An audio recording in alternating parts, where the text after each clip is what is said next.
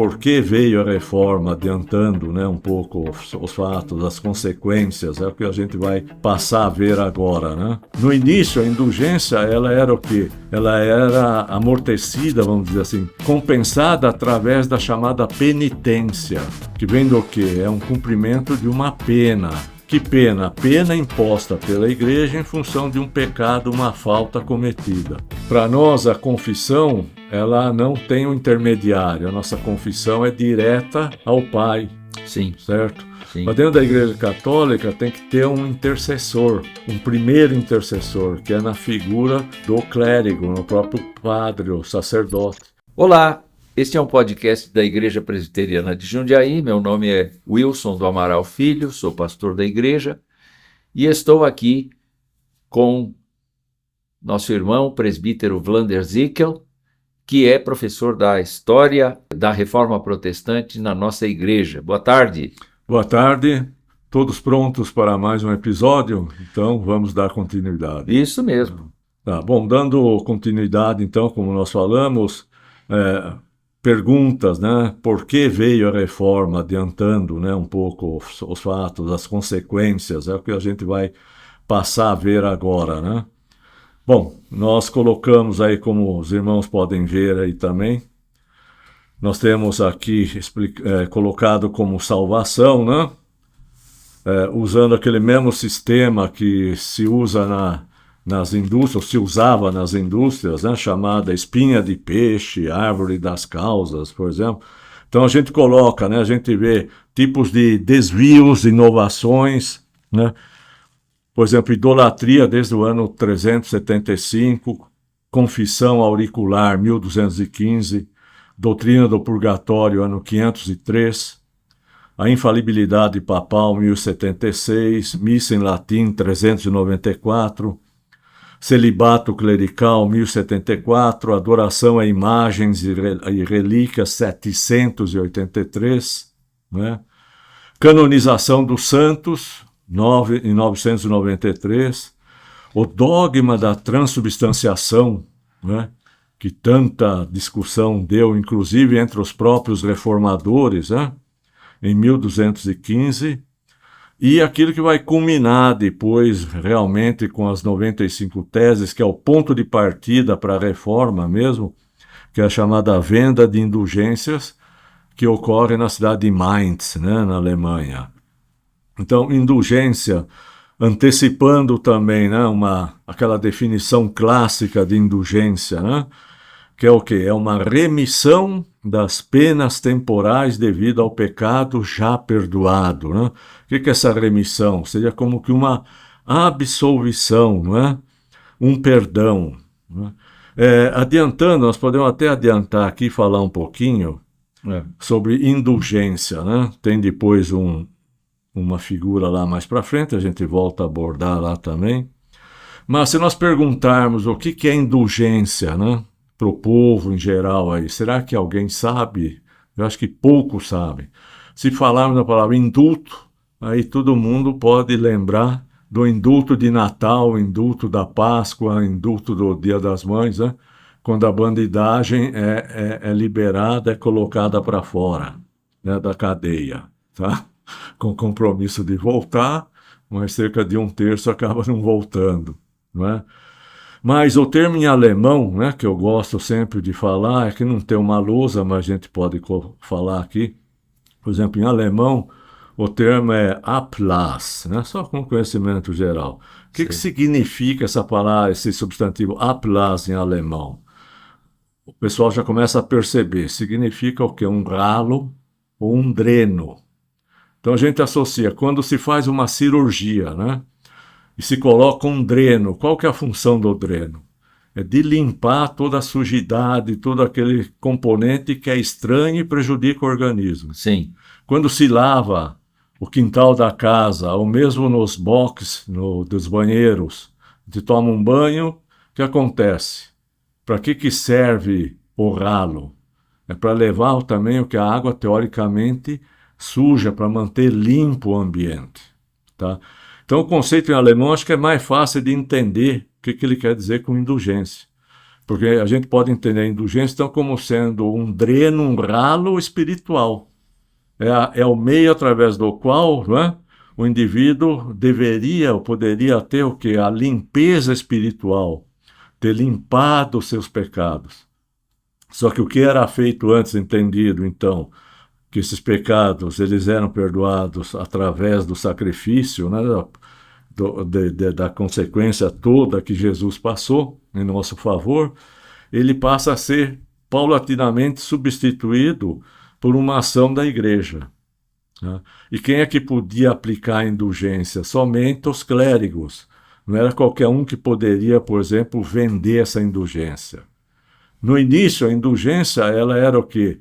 Ela era amortecida, vamos dizer assim, compensada através da chamada penitência, né? Que vem do quê? É um cumprimento de uma pena. Que pena? Pena imposta pela igreja em função de um pecado, uma falta cometida. Tá? E antes o que era? Através de jejuns, através de doações espontâneas, não obrigatórias, através de procissões, através da participação nas missas, como foi mencionado aqui, através do que? Do seguimento das orientações da igreja, né? Mas depois isso começa a ser trocado o quê? Através do pagamento. Então é isso daí que vai causar todo o problema, né? Que Lutero vai se manifestar, vai se irritar contra isso. Eu queria falar um pouquinho a respeito disso, porque eu estava imaginando enquanto o irmão ensinava, falava, comunicava essas coisas, pensando aqui na questão de que o conceito de pecado, de objetivo, conceito objetivo de pecado. Pecado é toda falta de conformidade ou com a transgressão, ou transgressão da lei de Deus. A concepção de pecado vai se tornando subjetiva, isto é, o juiz da igreja, quem quer que seja ele, o clérigo ou um bispo, ou, enfim, uma pessoa da hierarquia da igreja, ele vai resolvendo qual é o grau do pecado. Pecado é pecado. E biblicamente falando, no sentido absoluto, pecado é pecado. Seja uma manchinha, seja uma grande mancha. Mas o juiz vai estabelecendo a pena para pagamento dos pecados, e com isso é o julgamento dele para uma coisa que Deus avalia, na verdade. Exato. A igreja criou, por exemplo, uma distinção, né, de pecado, que eles chamam de pecado venial, que seriam pecados mais de ordem moral, mas facilmente perdoáveis, como que se fosse algo comum a ser cometido, né, pelo ser humano. E tem os chamados pecados mortais, né? E aí esse pecado mortal praticamente é aquilo que iria decidir se, por exemplo, se o indivíduo morresse na condição de um pecado mortal não confessado, então aí sim ele iria para o inferno. Tá? Mas pecado venial era pecados leves. Esse conceito, essa diferenciação de pecado, depois vai estabelecer padrão de diferenciação nos valores que o indivíduo tinha que ressarcir a igreja para ter os seus pecados perdoados. Então, e aí, se no início nós temos a questão da pessoa jejuar, fazer penitência ou flagelar-se, etc., vai ficando difícil para esse juiz, para esse confessor, para esse que aceita a confissão, estabelecer qual é o peso dessas coisas em relação ao pecado, e surge aparentemente o interesse comercial.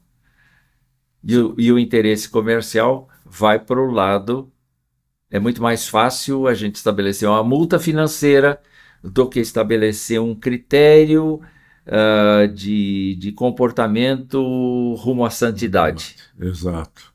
Para modificar o status ou, né, da maneira de ser da pessoa. Exatamente isso. Então, é estranho como a gente vai... Isso não acontece só na Igreja Católica. Eu Não, preciso não. dizer Sim. que em todos os lugares a Igreja vai se moldando à cultura e ela vai Como que assimilando isso como uma normalidade, né? e de repente então a pessoa comete um pecado, qualquer que seja, que é explicitamente condenado nas Escrituras, e aí vem esse grupo de não é bem assim, foi por causa disso, foi por causa daquilo, vamos dar uma maciada para não perder a pessoa, ou então vamos ser inclusivos. É muito difícil ser crente, viu? Sim. É muito difícil obedecer a Escritura como ela deve ser obedecida. Quanto mais ser pastor, né? Para condução. Não tem dúvida. Vamos continuar. Tá, então essa indulgência na igreja, ela era também trocada pelo cumprimento da pena, que no caso era a chamada penitência, né? Através, como nós falamos, de ações de reparação. Quais eram essas ações, né? Confissão, procissão, esmolas, flagelo pessoal, pagamento em dinheiro. Ela surge mais fortemente na igreja depois para a construção da Basílica de São Pedro, né, no papado de Leão X, quando ele nomeia também um alemão, né, que era teólogo, filósofo, que tinha uma formação, um grande doutor em teologia, né, chamado Hans Tetzel, e que foi o maior apregoador da vantagem e da necessidade das indulgências. E foi o opositor mesmo de Lutero, né? E os dois se combatiam realmente. Ele era um provisor da igreja, não é? Sim. A igreja faz o que nós conhecemos também como provisão, né? Isso daqui até hoje é feito, né? Não só nas igrejas, mas nas indústrias, né? Também. Estabelecer como que várias contas paralelas, por exemplo, a minha experiência na indústria. Investimento para novos equipamentos, então tinha uma conta separada, uma provisão para isso. Sim. Situação econômica, dependendo de quem assumir a presidência do país, né? O que pode acontecer? Demissão em massa, né? Então nós temos que ter o quê? Uma provisão para cobrir esses problemas trabalhistas. E assim, N provisões, como que poupanças, né? E a igreja cria também essa ação de provisão, né? Aliás, essa função de provisão eles já colocaram na Inglaterra no tempo de Wycliffe, e os ingleses se revoltaram contra isso também, tá? Na própria Tchecoslováquia. Jan Hus também se opôs a isso, porque o povo já tinha os impostos próprios do governo, né? Já o governo já tinha a contribuição para a igreja, daí vem o quê? Vem mais essa ação de provisão. E na Alemanha vem forte, né? Nós vamos ver depois em Mainz como é que a coisa andou. Sobre penitência, né? Então, penitência, dentro do conceito, né, da igreja católica, por exemplo, e nós temos parte disso. Penitência seria composta, né, adiantando também o assunto, de 3 fases. A primeira, que é todos os termos em latim, né, que é chamada contritio cordis. Então, contritio, contrição, cordis, coração. Significa que é arrependimento, é o coração apertado. E nós sabemos que não há perdão de pecado sem o arrependimento. Tá? Então, é a primeira fase. Aí, tanto para o catolicismo quanto para o protestantismo, tá? Na segunda, o que é? É a confissão. Aí começa a abrir já o leque. Porque para o católico, depois da contritio cordis, vem a confessio oris, que é a confissão oral. Certo? Para nós, a confissão, ela não tem um intermediário. A nossa confissão é direta ao Pai. Sim. Certo? Sim. Mas dentro da Igreja Católica tem que ter um intercessor, um primeiro intercessor, que é na figura do clérigo, no próprio padre, o sacerdote. Por isso que na Igreja Católica são chamados confessionários, não é? Então o indivíduo vai lá, ele se arrependeu, ele faz a confissão, não é? Depois que ele fez a confissão, então o padre estabelece, de acordo com o conhecimento de cada padre, qual seria a penalização adequada. Isso que foi falado um pouco antes aí também, né? Ele estabelece como que uma multa para isso. Então você tem que fazer isso ou contribuir naquilo, né? Mais modernamente eu lembro quando eu estava no Colégio Divino Salvador, vai lá, agora você tem que rezar, não era orar, rezar 30 Padre Nossos, né? 50 Ave Marias, 3 atos de contrição, né? E outras coisas mais. A gente ficava lá 2 horas depois fazendo isso e ainda às vezes tinha que escrever no caderno, não vou mais fazer esse tipo de pecado 200 vezes, coisa e tal, né? Só para exemplificar. Quer dizer, era um castigo mesmo. Exato. E depois essa penitência, né, passa dessas atividades, né, para quê? Para cobrança de dinheiro, de pagamento.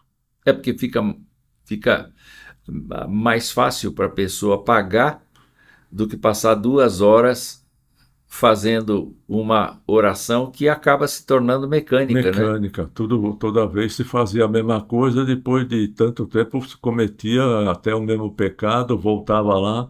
No caso lá que eu lembro, o padre dava outra bronca, a gente saía, ia fazer a oração, no caso as rezas, não é? Mas, Então, e não é só isso, né?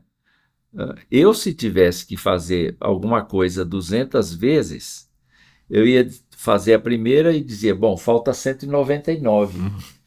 E eu ia começar a fazer essa conta em vez de prestar atenção naquilo que eu estava falando. Quer dizer, é um contrassenso. É um contrassenso.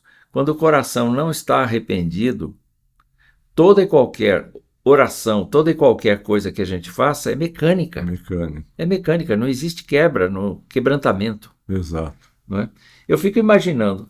Agora, a Bíblia fala várias coisas aqui a respeito da salvação, né? Sim. Você cita na sua apostila João 14,6, eu sou o caminho, a verdade e a vida, ninguém vem ao Pai senão por mim. Quer dizer, fica bem claro, né, que não é para ter intercessão aí no meio, né? Não. A outra, não existe nome dado entre os homens pelo qual importa que sejamos salvos. Pedro falando às autoridades de Jerusalém, em Atos capítulo 4, eliminando a possibilidade de qualquer outro jeito dos pecados serem perdoados, né? Quando fala em Timóteo 2,5, primeiro, né, porquanto há um só Deus e um só mediador entre Deus e os homens, Jesus, homem. Quer dizer, Pois mais é. claro do que isso, Não dá. Não Mas a dá. igreja arroga para si o fato de que ela foi deixada na terra para ser como Cristo, o representante de Cristo. Cristo. Esse é o grande problema. Ela não é o representante de Cristo, ela é um embaixador de Cristo Isso. para proclamar as virtudes de Cristo. É o que Paulo vai dizer em 2 Coríntios, capítulo 4, capítulo 5, por ali. Não é? E também nós encontramos afirmações de Paulo aos romanos, não é? Como está em 3, né, 21, 28, porque, na verdade, todos pecaram e carecem da glória de Deus, né? Nós estamos chegando ao fim deste episódio. Ele passou muito rápido. Foi rapidíssimo. E a próxima ocasião nós vamos lidar com quem? Mas vamos entrar agora mais na parte de Lutero mesmo, que é uma parte, acho que mais motivadora ainda, mais interessante, mais cheia de detalhes ainda. Então nós queremos agradecer você que ficou conosco até agora e nós desejamos que Deus o abençoe, que Deus a abençoe. Nós convidamos você para assistir todos os nossos episódios, mas ao mesmo tempo ficar aguardando aí o próximo episódio que vai trazer muita coisa para você. Então, até logo, se Deus quiser. É isso aí, até logo. Então, se Deus permitir, logo estaremos de volta para mais um episódio, né? Sobre esse estudo que para nós aqui é apaixonante.